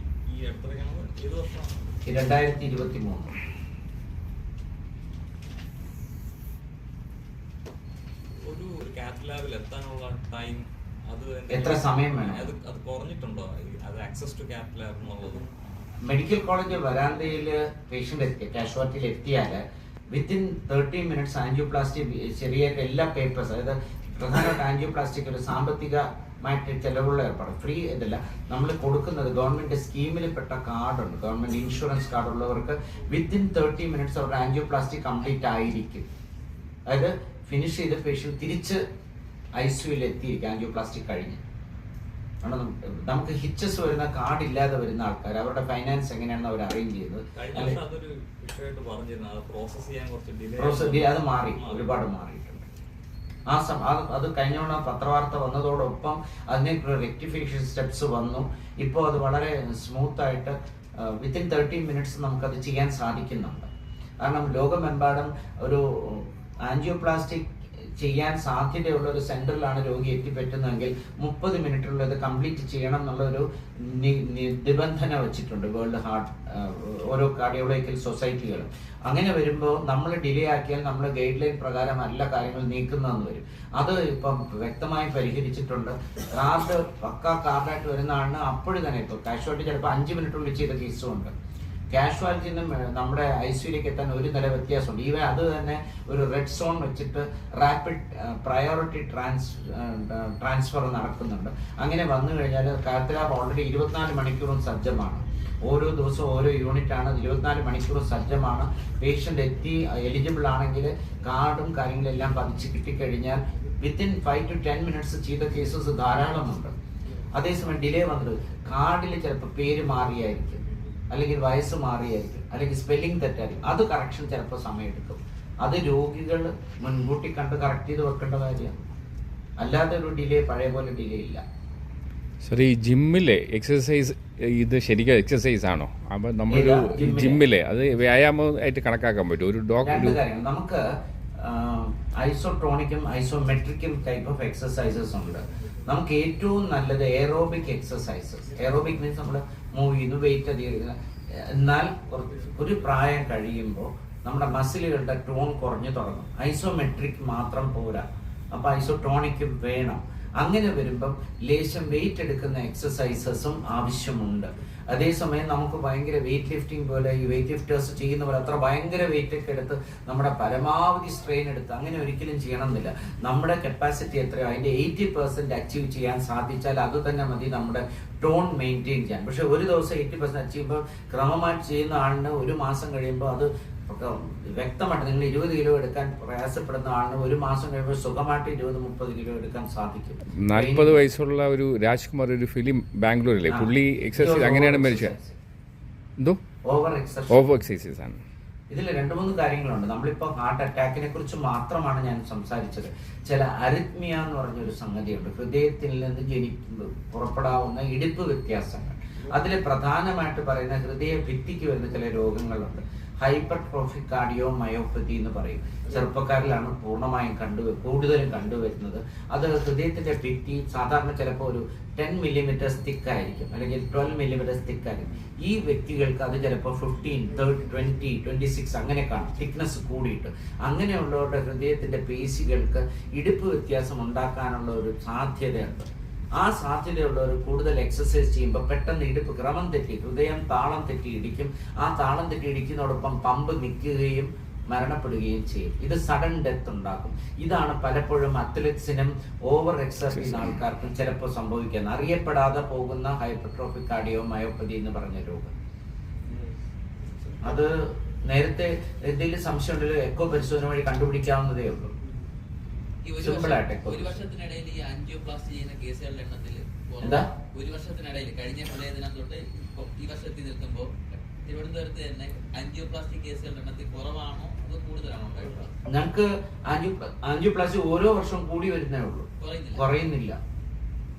1, 2, 3 ബോധവൽക്കരണം കൊണ്ട് പലപ്പോഴും പലരും ഇങ്ങനൊരു ചികിത്സാ രീതി ഉണ്ടെന്ന് പറഞ്ഞ് ഓടി വരുന്നവരുണ്ട്. അപ്പൊ അതും ഒരു കാരണമാണ്. അവയർനെസ് കൂടിയത് കൊണ്ട് അവർ ചികിത്സ തേടുന്നു. ഡോക്ടർ, ഈ ബോധവൽക്കരണത്തിന് ഒരു മറുവശമില്ലേ? ബോധവൽക്കരണം നല്ലതാണ്, പക്ഷെ സമൂഹത്തിൽ അനാവശ്യ ഉത്കണ്ഠ ഉണ്ടാക്കുന്നില്ല. ഇപ്പൊ രോഗം ഇല്ലാത്ത ആളിനും രോഗം ഉണ്ടെന്ന് തോന്നല്, അങ്ങനെ ചികിത്സ നേടുന്ന അവസ്ഥ, അങ്ങനെ ഹൃദ്രോഗത്തിനെ സംബന്ധിച്ച് താങ്കൾ പറഞ്ഞ വളരെ ശ്രദ്ധേയമായ ഒരു വ്യക്തിയാണ്. നമ്മൾ പല പ്രാവശ്യം അവരെ റീഅഷ്യൂർ നിങ്ങൾക്ക് ഹൃദ്രോഗമില്ല എന്ന് പറഞ്ഞാൽ അവർ അതില് റൂട്ടഡ് ആണ്, എനിക്ക് ഹാർട്ട് അറ്റാക്ക് ആണ് അങ്ങനെ പറയുന്നത്. അവരെ ശരിക്കും നമ്മൾ പരിഗണിച്ച് അവർക്ക് വേണ്ട മാനസിക സമ്മർദ്ദം കുറയ്ക്കുന്ന സപ്പോർട്ടും കൊടുത്ത് കുറച്ചൊരു സൈക്കാട്രിക് കൗൺസിലിംഗ് കൂടെ കൊടുത്താൽ ഒരുപാട് വരെ മാറ്റാൻ പറ്റും. പക്ഷെ അത് അങ്ങനെ ആവണമെന്നില്ല. കാരണം അവരുടെ മാനസിക നില അവരൊരു രോഗിയാണെന്ന് തോന്നുന്ന ഒരു ഫീലിംഗ് സമൂഹത്തിൽ, അത് പ്രത്യേകതര രോഗം ഹൈപ്പോകോൺട്രിയാസിസ്. അതായത് എനിക്ക് രോഗമുണ്ട്, എനിക്ക് ഹാർട്ട് അറ്റാക്ക് ആണ്, അല്ലെങ്കിൽ എനിക്ക് ക്യാൻസർ ഉണ്ട്. അങ്ങനെ നമ്മളിപ്പോൾ ബോധവൽക്കരണം നടത്തിയില്ലെങ്കിലും അവർ ഹൃദ്രോഗിയായിട്ട് വരും. ഹൃദ്രോഗമാണ് എനിക്കെന്ന് സ്വമേധയാ ലേബൽ ചെയ്ത് ഞങ്ങളുടെ അടുത്ത് വരും. ഞങ്ങൾ പല പരിശോധന തിരിച്ചും മറിച്ചും ഉള്ള നൂതന പരിശോധന അത്രയും നടത്തിയെന്ന് പറയും നിങ്ങളുടെ ഹൃദയം നോർമലാണ്. ആദ്യം 3-4 മാസം ആശ്വാസകരമായിട്ട് പോകും, പിന്നെ 6 മാസം കഴിയുമ്പോൾ വീണ്ടും വരും. അതൊരു മാനസിക അവസ്ഥയാണ്. നല്ല കൗൺസിലിങ്ങും സൈക്കാട്രിക് ഹെൽപ്പും കൊടുത്ത്, കൗൺസിലിംഗ് ഹെൽപ്പ് കൊടുത്ത്, സൈക്കാട്രിക് ട്രീറ്റ്മെന്റ് അല്ല, കൗൺസിലിംഗ് ഹെൽപ്പ് കൊടുത്തു കഴിയുമ്പോൾ ഒരുപാട് പേര് അതിൽ നിന്ന് മാറാറുണ്ട്. ഒരു 50-60% അവർ ഒരു റീഅഷ്യൂർഡ് ആകും. പക്ഷെ ഒരു കണക്കിന് അവബോധനം നല്ലതാണെന്ന് വെച്ചാൽ ഇഗ്നോർ ചെയ്യുന്നതിനെക്കാട്ടിലും നല്ലതാണ് ഓവർ അവയർനെസ്. അല്ല, ഇപ്പൊ പരിശോധനകൾ അധികവും സ്വകാര്യ മേഖലയിലൊക്കെയാണ്. ഇതൊരു ബിസിനസ് ഓറിയന്റഡ് ആയിട്ട് മാറിക്കൊണ്ടിരിക്കുന്നു. അപ്പൊ ഈ ബോധവൽക്കരണം കൂടുന്നതുകൊണ്ട് സ്വാഭാവികമായിട്ടും ടെസ്റ്റുകൾ കൂടിക്കഴിഞ്ഞാൽ സ്വകാര്യ ലാബുകൾക്ക് അവർക്കത് വരുമാനമല്ല. ബോധവൽക്കരണം എന്ന് പറഞ്ഞാൽ ടെസ്റ്റുകൾ മാത്രമല്ല ഉദ്ദേശിക്കുന്നത്. ബോധവൽക്കരണം എന്ന് വെച്ച് കഴിഞ്ഞാൽ എങ്ങനെയാണ് നമുക്ക് ഹാർട്ട് അറ്റാക്ക് വരാമെന്ന്, ഹാർട്ട് അറ്റാക്കിന്റെ ലക്ഷണങ്ങൾ എന്താണ്, ഈ ഇരിച്ചിൽ ഗ്യാസ് എന്ന് പറഞ്ഞാൽ എല്ലാം ഹാർട്ട് അറ്റാക്ക് ആണോ, കുത്തിക്കൊള്ളുന്ന വേദന പോലുള്ള ഹാർട്ട് അറ്റാക്ക് ആണോ, അങ്ങനെയുള്ള രോഗലക്ഷണങ്ങളെ പറ്റിയിട്ടുള്ള അവയർനെസ്, രോഗം വരാൻ സാധ്യതയുള്ള കാര്യങ്ങളെ പറ്റിയുള്ള അവയർനെസ്, നമുക്ക് എങ്ങനെ വ്യായാമം കൃത്യമായിട്ട് ചെയ്യാന്നുള്ള അങ്ങനെയുള്ള കാര്യങ്ങളാണ് അവയർനെസ്. മറ്റെന്ന് പറയുകയാണെങ്കിൽ ഹെൽത്ത് ചെക്കപ്പ് പ്ലാൻ, ഒരു ദിവസം പോയി ഒരു ഹെൽത്ത് ചെക്കപ്പ് പ്ലാന് പോയി കുറെ ബ്ലഡ് ഷുഗറും കുറെ ടെസ്റ്റും കണ്ടു, ഒരു ECG എടുത്ത് എക്സ്റേ എടുത്തു, അത് ശരിക്കും ഒരു ബോധവൽക്കരണമല്ല. ഈ ഹെൽത്ത് ചെക്കപ്പ് പ്ലാന് പല സ്ഥലത്തും ഉണ്ട്, അതല്ല നമ്മൾ ഉദ്ദേശിക്കുന്നത്. ബോധവൽക്കരണം എന്ന് വെച്ചിട്ടുണ്ടെങ്കിൽ നമ്മൾ അവരെ ഇതിനെപ്പറ്റി കൂടുതൽ അവബോധം ഉണ്ടാക്കുക. ഇത് ഏതാണ് ശരി, ഏതാണ് തെറ്റ്, എന്ത് വേദനയാണ് ശരിക്കുള്ള വേദന, ഹൃദയവേദന, ഏതാണ് ഗ്യാസ്, അതിലുള്ള ബോധവൽക്കരണമാണ് നമ്മൾ ഉദ്ദേശിക്കുന്നത്. ഒരു ചെറിയ കാര്യം, പലപ്പോഴും ഒരു 45 വയസ്സുകാരന് അതുവരെ ഗ്യാസിന്റെ ഉപദ്രവമൊന്നും ഇല്ലാതെ ഒരു സുപ്രഭാതത്തിൽ ഗ്യാസ് ആണ് എന്ന് പറഞ്ഞ് ഇഗ്നോർ ചെയ്യുന്നതിന് മുമ്പ് ഹൃദയത്തിന്റെ അസുഖം അല്ല എന്ന് ഉറപ്പാക്കുക. അത് പലപ്പോഴും എന്നെ പഠിപ്പിച്ച ഡോക്ടർമാരടക്കം സാറന്മാരടക്കം തെറ്റിദ്ധാരണാജനകമായിട്ട് അത് ഗ്യാസാണ്, കുഴപ്പമില്ല എന്ന് പറഞ്ഞ് വൈകുന്നേരം ഹാർട്ട് അറ്റാക്ക് ആയിട്ട് മരണപ്പെട്ട ഡോക്ടർമാരുമുണ്ട്. അതാണ് ഇതിലൊരു ചതിവെന്ന് പറയുന്നത്. ഹാർട്ട് അറ്റാക്ക് ഗ്യാസ് പോലെ പ്രസന്റ് ചെയ്യാം. ഗ്യാസ് ആണ് എന്ന് പറയുമ്പോൾ ഗ്യാസ് കൊണ്ടാരും മരിക്കില്ല, പക്ഷെ ഹാർട്ട് അറ്റാക്ക് ആണെങ്കിൽ മരിക്കാൻ സാധ്യതയുണ്ട്. അപ്പോൾ ഗ്യാസ് ആണ്, ഒരു സോഡ കുടിച്ചിട്ട് പിന്നെ ആവാം എന്ന് വിചാരിക്കുന്നതിനേക്കാൾ നല്ലത് ഒരു ECG എടുത്ത് നോക്കി ആ രോഗത്തിന് ഇല്ല എന്ന് ഉറപ്പാക്കുക, അല്ലെങ്കിൽ ഒരു കോൺസ്റ്റന്റ് വിജിൽ വെക്കുക. എനിക്ക് മാറിയില്ലല്ലോ, ഇപ്പോഴും ഉണ്ടല്ലോ, ഒരു സേവനം തേടുക. അത് പലപ്പോഴും ഒരുപാട് ഗുണപ്രദമായിരിക്കും എന്ന് എൻ്റെ ഒരു എക്സ്പീരിയൻസിന് ഞാൻ പറയാം. ചെറിയ അളവിലുള്ള മദ്യപാനം ഈ ചില ഡോക്ടേഴ്സ് പ്രോത്സാഹിപ്പിക്കാറുണ്ട്. ഈ ആക്ച്വലി അതിലെന്തെങ്കിലും സത്യമുണ്ടോ? വളരെ വിവാദപരമായ ഒരു ടോപ്പിക്കാണ് താങ്കൾ എടുത്തിട്ടത്. പക്ഷേ ലോകത്തിലെ ശാസ്ത്രപരമായിട്ട് പറഞ്ഞാൽ മദ്യപാനശീലം ചില ആൾക്കാരിൽ വളരെ വളരെ ആസക്തിയുള്ള ആൾക്കാരാണ്, അല്ലെങ്കിൽ ഒരു സോഷ്യൽ കസ്റ്റം എന്നുള്ളതല്ല, മദ്യപാനശീലം ഉള്ള സമൂഹങ്ങളുണ്ട്. അതിൽ മദ്യത്തിനെ കുറിച്ച് പറയുന്നത് അമിത മദ്യപാനം അപകടമാണ്. ക്യാൻസർ തുടങ്ങിയ രോഗങ്ങൾക്ക് മദ്യപാനശീലം വഴിവെക്കും, പ്രത്യേകിച്ച് കരൾ ക്യാൻസറിന്. ഹൃദ്രോഗത്തിനെ സംബന്ധിച്ച് ചെറിയ തോതിൽ മദ്യപാനം സുരക്ഷിതമാണോ എന്ന് വ്യക്തമായിട്ട് തെളിയിക്കപ്പെട്ടിട്ടില്ല. പക്ഷേ നമ്മുടെ ഹൃദയാഘാതത്തിനെ തടയുന്ന HDL ഘടക കൊളസ്ട്രോൾ കുറച്ച് ലേശം കൂടുന്നതായിട്ട് മദ്യപാനം ശീലം അമിതമായിട്ടില്ലാത്ത ആൾക്കാരിൽ കൂടുന്നതായിട്ട് കണ്ടതായ പഠനങ്ങൾ കാണിക്കുന്നുണ്ട്. പക്ഷെ വ്യക്തമായ തെളിവുകളോ റെക്കമെൻഡേഷൻസോ വന്നിട്ടില്ല. പക്ഷെ നിങ്ങളൊരു മദ്യപാന ആസക്തിയുള്ള വ്യക്തിയാണെങ്കിൽ അവർക്ക് എൻ്റെ കാർഡിയോളജിസ്റ്റിൻ്റെ അടുത്ത് വരുമ്പോൾ നൽകാവുന്ന ഉപദേശം, മദ്യപാനശീലം അമിതമാകരുത്. ലഘുവായിട്ട് നിങ്ങൾ കഴിക്കുന്ന, അത് ഒഴിച്ചുകൂടാൻ പറ്റാത്തതാണെങ്കിൽ ലഘുവായിട്ട് എന്ന് പറയുന്നത് നമ്മൾ 30 to 60 ml. പക്ഷെ ഇത് ദയവ് ചെയ്ത് പത്രത്തിൽ കൊടുക്കരുത്, കാരണം അതിൽ അമിതമായ മദ്യപാനശീലത്തിൽ ഈ 30 ഒന്നും നിൽക്കില്ല, 300 600 പോകും. ദയവ് ഇത് എൻ്റെ പേര് കോട്ട് ചെയ്തത്, പക്ഷെ ഞാൻ അറിവിലേക്കായിട്ട് പറഞ്ഞതാണ്. റെക്കമെൻഡേഷൻ ഇല്ല, പക്ഷെ ചിലർക്ക് പറ്റില്ല, എനിക്കിതാണ് ശീലം, അങ്ങനെ ഒരു അഡിക്റ്റീവ് സബ്സ്റ്റൻസ് ആണ്. ചില ആൾക്കാരിൽ ഇത് അഡിക്ഷൻ ഉണ്ടാക്കുക. അതുകൊണ്ട് ഒരു പ്രിവെന്റീവ് ഒരു ആസ്പെക്ട് ഇത് പറയാൻ പറ്റത്തില്ല. കാര്യം ആർക്കാണ് ഇത് അഡിക്ഷൻ വരുന്നത് പറയാൻ പറ്റത്തില്ല. അപ്പം അതുകൊണ്ടാണ് റെക്കമെൻഡ് ചെയ്യാത്തത്. അപ്പോൾ ഈ ജങ്ക് ഫുഡ്സ് ഓൾറെഡി അതിൽ 2-3 കാര്യങ്ങളുണ്ട്. ഒന്ന്, നമുക്ക് അൺഅക്സെപ്റ്റബിൾ പൂരിത കൊളസ്ട്രോൾ കൂടുതലുള്ള ഫുഡ് ഐറ്റം ആണത്. പിന്നെ സെക്കൻഡ് തിങ്, അതിൽ ഉപയോഗിക്കുന്ന ഓയിലിനെ പറ്റി വ്യക്തമായ ധാരണ ആർക്കുണ്ടാവില്ല. തേർഡ് തിങ്, ഈ ജങ്ക് ഫുഡ് കഴിക്കുന്നതോടൊപ്പം വളരെ അൺഹെൽത്തി ഹാബിറ്റ്സ് ആണത് ജനറേറ്റ് ചെയ്യുന്നത്. അപ്പോൾ ശരിക്കും നമ്മൾ ഹൃദയത്തിന് സ്വീകാര്യമായ ഭക്ഷണം ചോദിച്ചാൽ fresh fruits, vegetables, whole cereals, അതായത് മുഴുധാന്യം, നമ്മൾ പൊടിച്ച് മൈദ പോലത്തെ അല്ലാതെ മുഴുധാന്യം. പിന്നെ ഈ റെഡ് മീറ്റ് അവോയ്ഡ് ചെയ്തുള്ള ഭക്ഷണം, ലീൻ മീറ്റ്, അതായത് കൊഴുപ്പ് വളരെ കുറച്ച് മാത്രം കണ്ടന്റ് ആയിട്ടുള്ള മീറ്റ്, ഫിഷ് പ്രോഡക്ട്സ്, ഫിഷ് നല്ലത്. Never take tinned foods. Tinned processed food എല്ലാം റിഫൈൻഡ് ആണ്. അത് ഒരുപാട് ഹൃദയാരോഗ്യത്തിനെ ദോഷകരമായി ബാധിക്കുന്ന ഫുഡ് സബ്സ്റ്റൻസ് ആണ്, അത് അവോയ്ഡ് ചെയ്യുക. അതുപോലെ പാക്കറ്റിൽ വരുന്ന, പറയാൻ പാടില്ലെങ്കിൽ പല ചിപ്സ് പോലെ പല സാധനങ്ങളും പാക്കറ്റിൽ വരുന്നുണ്ട്. ഞാൻ ഒരിക്കലും ഇവിടെ കാണിച്ചിട്ട് ചിപ്പ് കത്തിച്ച് ഒരു ബനാന ചിപ്സ് എടുത്ത് വെച്ച് കത്തിച്ച് ഞാനിവിടെ കാണിച്ചിട്ടുണ്ട്. അതിൽ you can see that in that chip 3 drops of oil dropped out of that when it was burning. അപ്പോൾ നമ്മൾ ഉള്ളിലാക്കുന്നത് ഒരു കഷ്ണം ചിപ്പ്, ഒരു പീസ് കഴിക്കുമ്പോൾ you are taking 3 drops of oil in you, which is not needed. അപ്പോൾ fry ചെയ്തെടുക്കുന്ന സാധനം fry ആയി ക്രിസ്പായിട്ടിരിക്കുന്നതോടൊപ്പം ഇറ്റ് അബ്സോർബ്സ് ഓയിൽ. അത് ഓയിൽ കണ്ടന്റ് അതിൻ്റെ അകത്തുണ്ട്. കത്തിക്കുമ്പോൾ കത്തി കഴിയുമ്പോൾ അതിൽ നിന്ന് വീഴുന്ന തുള്ളി ഓയിലാണ്, ബ്ലാക്ക് ഓയിൽ. ഇത് നമ്മൾ കോക്കനട്ട് ഓയിലിൽ ഫ്രഷ് ആയിട്ട് വീട്ടിൽ വെച്ച സാധനമാണ് ഞാൻ കത്തിച്ച് കാണിച്ചത്. It contains oil, you cannot prevent it. അപ്പോൾ നമുക്ക് എങ്ങനെ ചെയ്യാൻ പറ്റും? അതിൻ്റെ ആസക്തി കൂടുതലാണ്, കുറച്ച് കഴിക്കാം അല്ലേ, അല്ലെങ്കിൽ അത് കഴിക്കാതെ അവോയ്ഡ് ചെയ്യാം. എനിക്കത് വേണ്ട, I will take a fresh fruit. ഇപ്പോഴത്തെ Sivasankaran sir retired professor of SCT cardiologist ആണ്. പുള്ളി പറയാറുള്ളത്, നമ്മുടെ ഈ ബർത്ത്ഡേ ആഘോഷങ്ങൾ പലപ്പോഴും കേക്ക്, ക്രീമി ലെയർ കേക്ക്, പല ലെയർ ക്രീം വെച്ച കേക്കാണ് നമ്മൾ കട്ട് ചെയ്യാൻ ഉപയോഗിക്കുന്നത്. പുള്ളി പറയുന്നത് അതിന് പകരം ഒരു തണ്ണിമത്തൻ മുറിച്ച് കഴിച്ചാൽ ആരോഗ്യപ്രദമാണ്. നമ്മൾ ഫ്രൂട്ട് കഴിക്കുന്നതായി ആവശ്യമില്ലാത്ത കൊഴുപ്പ് കയറുന്നില്ല. ഇത് നമുക്ക് ഒരു ജോക്കായിട്ട് പറയാം, പക്ഷെ യാഥാർത്ഥ്യത്തിൽ അതല്ലേ. നമ്മൾ ഒരു കഷ്ണം കേക്ക് കഴിക്കുമ്പോൾ അന്നത്തെ ഒരു ദിവസത്തെ നമുക്ക് വേണ്ട കാലറിയിലധികം നമ്മൾ അകത്താക്കുകയാണ്. ഒരു കഷ്ണം കേക്ക് കഴിക്കുമ്പോൾ ആ ഹോൾ ഡേയിൽ നമുക്ക് വേണ്ട ആവശ്യമുള്ള കാലറിക്ക് എത്രയോ അധികമാണ് നമ്മൾ അകത്താക്കുന്നത്.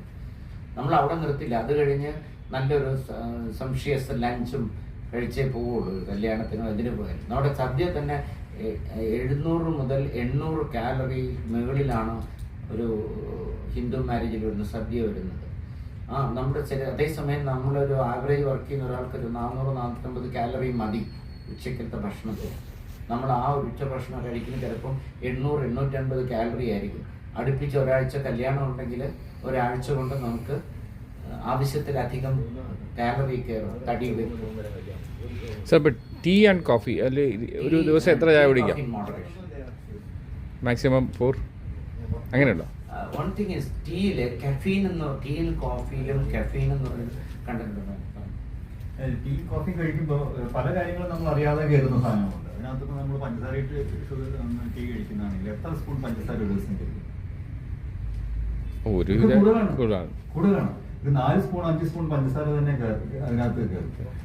ആക്ച്വലി 2 വൈറ്റ് പോയിസൺസ് ആണ്. ഒന്ന് ഷുഗറും ഒന്ന് സോൾട്ടും. 2 വൈറ്റ് പോയിസൺസ് ആണ്. ഇപ്പൊ നമ്മൾ ഈ സാറ് പറഞ്ഞ പോലെ കേക്കിനകത്ത് ഈ കാർബോഹൈഡ്രേറ്റ്, മധുര റിഫൈൻഡ് കാർബോഹൈഡ്രേറ്റ് ഉണ്ട്. അല്ലെങ്കിൽ പല ആഘോഷങ്ങളിലും ഈ മധുര സാധനങ്ങളുണ്ട്. ചായ കാപ്പി കൂടുതൽ കഴിക്കും തോറും അതിനകത്ത് നമ്മൾ അറിയാതെ തന്നെ ഷുഗർ അകത്ത് കയറുന്നുണ്ട്.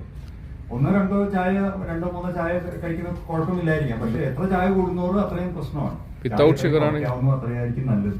വിത്തൗട്ട് ഷുഗർ ആണെങ്കിലും ഇല്ല. ടീ കോഫിക്ക് എന്തെങ്കിലും സൈഡ് ഇഫക്ട്? ഒരു വിത്തൗട്ട് അതിനകത്ത് ചായ കാപ്പിയൊക്കെ ചെറിയ കഫീൻ അതിനകത്തുണ്ട്. ചില ചെറിയ താളപ്പിഴകൾ ഉണ്ടാക്കാൻ സാധ്യതയുണ്ട്. പക്ഷെ അങ്ങനെ ചെറിയ അളവിൽ കഴിക്കുന്നതുകൊണ്ട് നമുക്ക് കുഴപ്പമില്ല. പക്ഷെ കൂടുതൽ കഴിച്ചാലും സാറ് പറഞ്ഞ പോലെ വേറൊരു കാര്യമുണ്ട്. നമ്മള് ഈ സമൂഹത്തിന്റെ പ്രതിബദ്ധത എന്ന് പറഞ്ഞ പോലെ നമുക്ക് എന്തൊക്കെ സാധനങ്ങൾ നമുക്ക് ഭക്ഷണത്തിന് നമുക്ക് അവൈലബിൾ ആണ്, അത് സമൂഹത്തിന്റെ ഒരു ഇതാണ്. അപ്പൊ നമുക്ക് ഉച്ചയ്ക്ക് ഒരു ഭക്ഷണം കഴിക്കണം, അല്ലെങ്കിൽ ഒരു ലഘു ഭക്ഷണം കഴിക്കണം, അടുത്തുള്ള ക്യാൻറ്റീനിൽ പോയി കഴിക്കണം. എന്ത് കഴിക്കാൻ നമുക്ക് കിട്ടും? എണ്ണയിൽ വറുത്ത പഴംപൊരിയോ അല്ലെങ്കിൽ വടയോ അങ്ങനെ സാധനങ്ങളെ പലപ്പോഴും അവൈലബിൾ ഉള്ളൂ. അതിനകത്ത് എത്ര എണ്ണ കാണും, ഏത് എണ്ണയായിരിക്കും? വീട്ടിൽ കുട്ടിക്ക് ഒരു ഭക്ഷണം കഴിക്കണം, ഫ്രിഡ്ജിലിരിക്കുന്ന അല്ലെങ്കിൽ നമ്മളൊരു 4 മണിക്ക് നമുക്ക് കുട്ടിക്ക് കൊടുക്കാനായിട്ടുള്ള സാധനങ്ങൾ കുട്ടിക്ക് അത്രേ അവൈലബിൾ ആയിട്ടുള്ളൂ. അപ്പൊ നമുക്ക് എന്തൊക്കെ സാധനങ്ങൾ, നമുക്ക് കൃത്യമായിട്ടുള്ള ഹെൽത്തി ആയിട്ടുള്ള ഭക്ഷണം നമുക്ക് അവൈലബിൾ ആണോ, നമുക്ക് വ്യായാമം ചെയ്യാനുള്ള സ്ഥലം അവൈലബിൾ ആണോ, ഇതൊക്കെ സമൂഹത്തിന്റെയും കൂടി ഒരു കൂട്ടമായിട്ടുള്ള ഒരു ഇതിൽ കൂടി ചെയ്യാൻ പറ്റുള്ളൂ. നമ്മളെ വീട്ടിൽ, നമ്മളുടെ ഭക്ഷണ സ്ഥലങ്ങളിൽ, നമ്മളെ ക്യാൻറ്റീനുകളിൽ എന്തൊക്കെ ഭക്ഷണങ്ങളാണ് നമ്മൾ ക്രമീകരിക്കുന്നത് എന്നൊക്കെ നമ്മൾ തന്നെ ആലോചിച്ച് തീരുമാനിക്കേണ്ട കാര്യമാണ്, ചിന്തിക്കേണ്ട കാര്യം. ആവിയിൽ ഉപയോഗിക്കുന്ന ഭക്ഷണങ്ങൾ പൊതുവെ നിരുപദ്രവകാരികളാണെന്ന് പറയും. പക്ഷെ ആവിയിൽ ഉപയോഗിക്കുന്ന നമുക്ക് വരുന്ന അടയാണ്. അടയിൽ ഡയബറ്റീസുകാർക്ക് കഴിക്കാൻ പറ്റില്ല. അത് ശർക്കര കാര്യങ്ങളെല്ലാം കെട്ടി അവിടെ കാലറി കൂടി അങ്ങനെയുണ്ട്. പിന്നെ ഏത്തപ്പഴം പുഴുങ്ങി കഴിക്കാം. അത് ഫൈബർ റിച്ച് ആണ്, കാലറി ഉണ്ട്, കഴിക്കാൻ കൊളസ്ട്രോൾ ഇല്ല. പക്ഷെ ഡയബറ്റീസ് വരുമ്പോൾ അവിടെ പ്രശ്നമുണ്ട്, അവിടെ കൺട്രോൾ ചെയ്യേണ്ടി വരും. അപ്പോൾ നമുക്കൊരു കാലറി ബേസ്ഡ് ഡയറ്റ് എല്ലാം ഇൻക്ലൂഡ് ഓരോ വ്യക്തിയും. എനിക്ക് ഇന്നൊക്കെ ജോലി ഞാൻ ചെയ്യുന്ന ആളാണ്. അപ്പോൾ എൻ്റെ ഒരു കാലറി ആവശ്യമായിരിക്കില്ല 24 മണിക്കൂറല്ലോ റോഡിൽ പണിയെടുക്കുന്ന ഒരു കൂലിക്കാരന് വേണ്ടത്. അയാൾക്ക് നല്ല കാലറി 1800 കാലറി വേണം. എനിക്ക് ചിലപ്പോൾ 1100 മതിയാവും ഒരു ദിവസത്തെ കാലറി. അപ്പോൾ അയാൾ 1100 പറഞ്ഞാൽ അയാൾ ഈ ഒരു കൊളാപ്സ്. അപ്പം അങ്ങനെ ഓരോരുത്തരും ഇൻഡിവിജ്വലൈസ്ഡ് ആയിട്ട് എനിക്ക് ഇത്ര ആക്ടിവിറ്റീസ് ഉണ്ട്, അപ്പോൾ ഞാൻ ഇത്ര ഭക്ഷണം കഴിക്കണം, അതിൽ പൂരിത കൊഴുപ്പ് എത്രയാകണം എന്നുള്ളത്. അതായത് ഏറ്റവും നല്ലത് വൈറ്റ് മീറ്റ് കഴിക്കാം, ഫ്രൈഡ് ഐറ്റംസ് അവോയ്ഡ് ചെയ്യുക, ലീൻ മീറ്റ് ആക്കുക, റെഡ് മീറ്റ് കഴിക്കാതിരിക്കുക, ഫിഷ് നന്നായി കഴിക്കാം, വെജിറ്റബിൾസ് കഴിക്കുക, ഫൈബർ ഡയറ്റ് കൂടുതലായിട്ട് ഉൾപ്പെടുത്തുക, ക്രമമായിട്ട് വ്യായാമം. ഇത്രയും മനുഷ്യരെ കൊണ്ട് ചെയ്യാൻ പറ്റും, ചിലവില്ല. നടക്കാൻ പോകാനാണെങ്കിൽ ഒരു സുഹൃത്തിൻ്റെ ആവശ്യം പോലും ഇല്ല. കളിക്കാൻ പോകണമെങ്കിൽ ചിലപ്പോൾ വേറൊരാൾ വേണം, ഷട്ടിൽ കളിക്കണമെങ്കിൽ 2 പേര് വേണം, അല്ലെങ്കിൽ 4 പേര് വേണം, സ്വിമ്മിങ്ങിന് പോകണമെങ്കിൽ നിങ്ങൾക്ക് സ്വിമ്മിംഗ് പൂൾ വേണം. ഇതൊന്നും ആവശ്യമില്ലാത്തൊരെണ്ണമാണ് ക്വിക്ക് വാക്കിങ്, ബ്രിസ്ക് വാക്കിംഗ്. അതാണ് ബെസ്റ്റ് ഫോം ഓഫ് എക്സസൈസ്. അല്ലെങ്കിൽ സൈക്ലിംഗ്. അപ്പോൾ എന്തെങ്കിലും തരത്തിലുള്ള വ്യായാമം ഏർപ്പെടുക, ഹാർട്ട് ഹെൽത്തി ആയിട്ട് ചിന്തിക്കുക, അപ്പോൾ തന്നെ സമൂഹം മാറും. ഈ 250 പേർക്ക് ഫ്രീ ആയിട്ടല്ലേ ബ്ലഡ് ടെസ്റ്റ് ചെയ്യുന്നത്? ഏത്? അന്നത്തെ ദിവസം അത് എങ്ങനെ അത് നറുക്കെടുപ്പാണ് എങ്ങനെ അല്ലാണ്ട് രജിസ്റ്റർ ചെയ്യുന്ന രജിസ്ട്രേഷൻ ബേസിസ് നമ്പർ കൊടുത്തിട്ടുണ്ട്. അത് സാധാരണ നമുക്ക് പ്രീ രജിസ്ട്രേഷൻ വരും. പിന്നെ സമൂഹത്തില് അറിയാലോ, ഇപ്പൊ പ്രീ രജിസ്ട്രേഷൻ പറയാലോ, നമുക്ക് ഫ്രീ അല്ലേ? മീഡിയാസിന് ഫ്രീ അല്ലേ? ഞാൻ നേരത്തെ ബുക്ക് ചെയ്തു. മീഡിയക്കാർക്ക് ഫ്രീ അല്ലേ? ഇപ്പൊ എക്സസ് ആയി പോയല്ലോ ചേച്ചി. But only thing is we have limited kit. ഇത് ഭയങ്കര കോസ്റ്റ്ലി ആണ്. മറ്റേ റാപ്പിഡ് ടെസ്റ്റ് ചെയ്ത് കിട്ടുന്ന റിസൾട്ട് അത് 250 ആണ് നമ്മളിപ്പോ ഹാർട്ട് ഫൗണ്ടേഷൻ എടുത്തിരിക്കുന്നത്. അപ്പൊ നമ്മുടെ ബഡ്ജറ്റിന് എക്സീഡ് ചെയ്യുമ്പോൾ നമുക്ക് we have to say no. അതെ, അതിൽ കിറ്റ് കഴിയുമ്പോൾ അതിൽ 200 എന്ന് ഞാൻ വെക്കുന്നതാണ്. ചിലപ്പോൾ ചില കിറ്റ്സ് വാല്യുബിൾ റീഡിങ് കിട്ടില്ല, അപ്പോൾ അത് റിപ്പീറ്റ് ചെയ്യേണ്ടി വരും. ഒരു 50 റിപ്പീറ്റ് വെച്ചിട്ട് 200 ടെസ്റ്റ് എന്തായാലും ചെയ്യാൻ പറ്റും. കഴിഞ്ഞ കൂട്ടുകാരെ, ഞാൻ ഷാഹി ഇഫക്റ്റ്, നിങ്ങളുടെ പ്രിയപ്പെട്ട ഷാഹി ഇഫക്റ്റ്. കൂടുതൽ വിശേഷങ്ങളുമായി എപ്പോഴും ഞാൻ എപ്പോൾ ഉണ്ട്. പ്രോത്സാഹിപ്പിക്കുക, ഷെയർ ചെയ്യുക, ലൈക്ക് ചെയ്യുക, സബ്സ്ക്രൈബ് ചെയ്യുക. മറക്കല്ലേ, നിങ്ങളുടെ സ്വന്തം ഷാഹി ഇഫക്റ്റ്.